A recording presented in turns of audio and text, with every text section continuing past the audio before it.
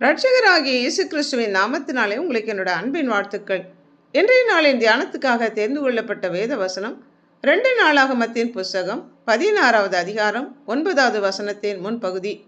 தம்மை பற்றி உத்தம இருதயத்தோடு இருக்கிறவர்களுக்கு தம்முடைய வல்லமையை விளங்க பண்ணும்படி கர்த்தருடைய கண்கள் பூமி எங்கும் உலாவிக் கொண்டிருக்கிறது என்று ஞான திருஷ்டிக்காரனாகிய அனானி யூதாவின் ராஜாவாகிய ஆசாவிடம் சொன்ன வார்த்தை.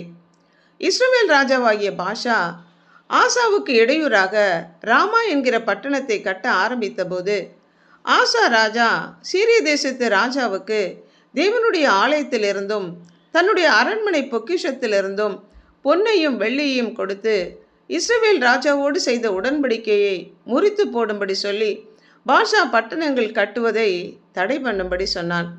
ஆசா சொன்னது போலவே சீரிய தேசத்து ராஜா செய்தபோது பாஷா நகரம் கட்டுவதை விட்டுவிட்டு கற்கள் மரங்களை அப்படியே விட்டு சென்றான்.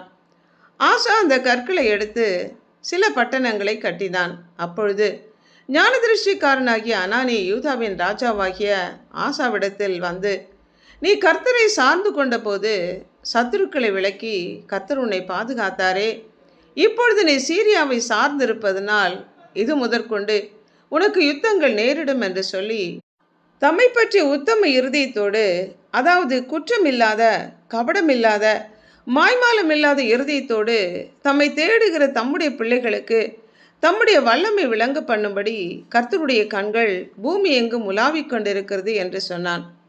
தேவனாகிய கர்த்தர் நம்மை ரட்சித்து சத்துருக்களை நம்முடைய கரங்களிலே ஒப்பு கொடுத்து அவர்களை மேற்கொள்ளத்தக்கதாக நமக்காக யுத்தம் பண்ணுவதற்காக கர்த்தர் நம் மத்தியிலே உலாவுகிற தேவனாக இருக்கிறார்.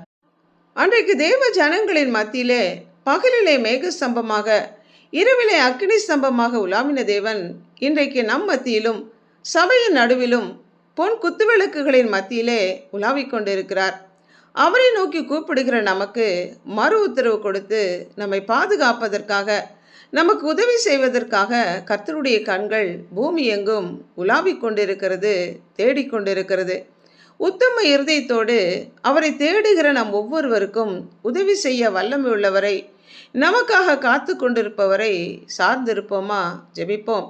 அன்புள்ள ஆண்டவரே, கபடமில்லாத உத்தம இருதயத்தோடு இருக்கிற உம்முடைய பிள்ளைகளுக்கு உம்முடைய வல்லமை விளங்க பண்ணுகிற தெய்வமே, மனிதர்களை சார்ந்து அல்ல, எல்லா சூழ்நிலைகளிலும் உம்மையே சார்ந்து இருக்கத்தக்கதான கிருபை தாங்க. எங்களை ரட்சிக்கவும், எங்களுடைய கரங்களிலே சத்துருக்களை ஒப்பு கொடுக்கவும், எங்கள் நடுவில் உலாவிக் கொண்டிருக்கிற தயவிற்காக நன்றி செலுத்துகிறோம். உத்தம இருதயத்தோடு நாங்கள் காணப்படவும் உம்மையே நம்பி சார்ந்து இருக்கத்தக்கதான கிருபை தரும்படியாய் எங்களை அர்ப்பணித்து இயேசு கிறிஸ்துவின் நாமத்தினால் ஜெபிக்கிறோம் பிதாவே. ஆமென்.